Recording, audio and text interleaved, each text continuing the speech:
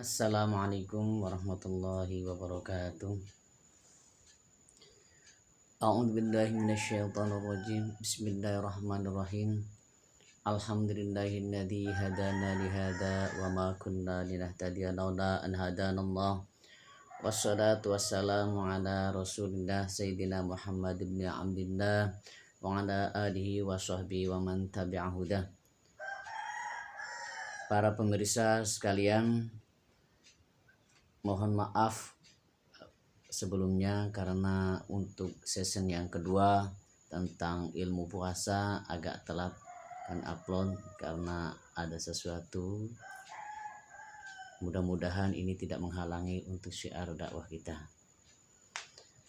Untuk selanjutnya kami di sini akan menjelaskan tentang syarat puasa atau yang biasa disebut syarat kewajiban puasa menurut kitab Ri'ayatul Himmah karya Kiai Haji Ahmad Rifai. Bismillahirrahmanirrahim. Qala al-mu'allifu rahimallahu wa nafa'ana bihi wa bi'ulumihi fid dharaini amin amin ya rabbal alamin. Rabbana la ilma lana illa ma 'allamtana innaka antas sami'un alim. Rabbi shrah li sadri wa yassir li amri wahlul 'uqdatam min lisani yafqahu qawli. Seke syarat puasa kewajibane iku patang perkara tinemu wilangane. Syarat kewajiban puasa ada 4. Ini menurut pendapat Syekhina Kiai Haji Ahmad Rifai Al-Jawi. Kang dihin iku Islam tinemune tan wajib atas kafir asli ning dunyane. Orang yang punya kewajiban atau diwajibkan untuk melakukan puasa ada 4. Yang pertama adalah Islam. Orang Islam yaitu orang yang telah mengucapkan 2 kalimat syahadat atau orang Islam secara keturunan. Ketika masuk bulan puasa, maka dia wajib melaksanakan ibadah puasa. Tan wajib atas kafir asli ning dunyane. Tetapi bagi orang kafir tidak diwajibkan untuk melakukan puasa atau mengerjakan puasa Ramadan. Tetapi ning akhirat sinisa madorot sebab tinggal wajib puasa tan tobat. Sekalipun orang kafir tidak diwajibkan melakukan dan mengerjakan ibadah puasa, tetapi nanti di akhirat kelak orang kafir tersebut akan disiksa oleh Allah Subhanahu wa taala karena meninggalkan ibadah puasa dan karena orang tersebut tidak mau masuk Islam karena kekafirannya.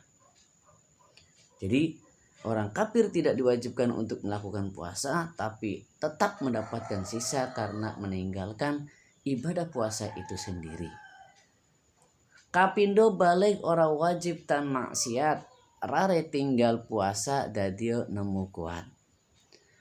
Yang kedua adalah balik, yaitu sudah masuk usia taklif bagi laki-laki sekitar umur 15 tahun menurut kalender Hijriah dan bagi perempuan rata-rata 9 tahun atau yang sudah mengalami menstruasi atau haid. Orang wajib tan maksiat rare tinggal puasa. Bagi anak-anak kecil tidak diwajibkan untuk melakukan ibadah puasa. Dadio nemu kuat sekalipun orang tersebut anak tadi kalau melakukan puasa itu kuat. Sekalipun melakukan puasa itu kuat, bagi anak kecil yang belum balik itu tidak diwajibkan untuk melakukan ibadah puasa. Tetapi wali tuin kang dadi kegentine iku wajib akon umur 7 tahunan.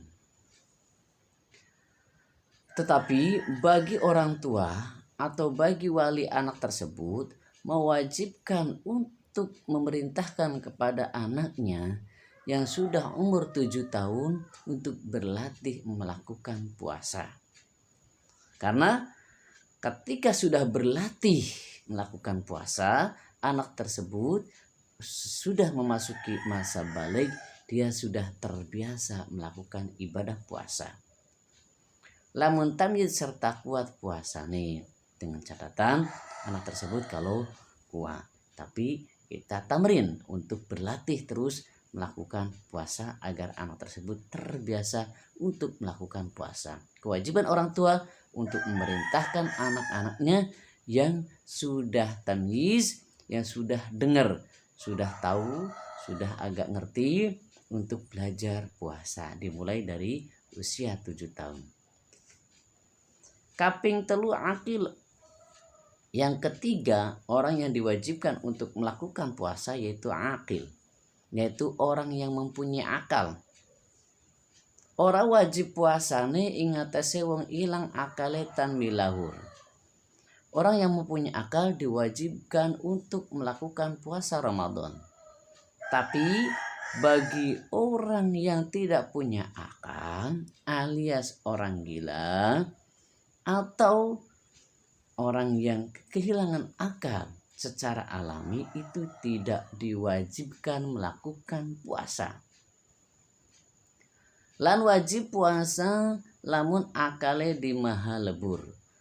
Lir wajibe puasane wong murtad kufur. Orang yang hilang akalnya karena disengaja, misalnya karena semalam habis minuman keras, kemudian sampai pagi belum siuman alias masih mabuk, maka orang tersebut tetap untuk melakukan puasa. Tetapi orang yang mabuk, hilang akalnya gara-gara mabuk, itu tetap melakukan puasa, tetapi puasanya tidak akan diterima. Karena apa? Karena tidak mempunyai akal. Kok tetap melakukan puasa? Karena dia menghilangkan akalnya itu disengaja.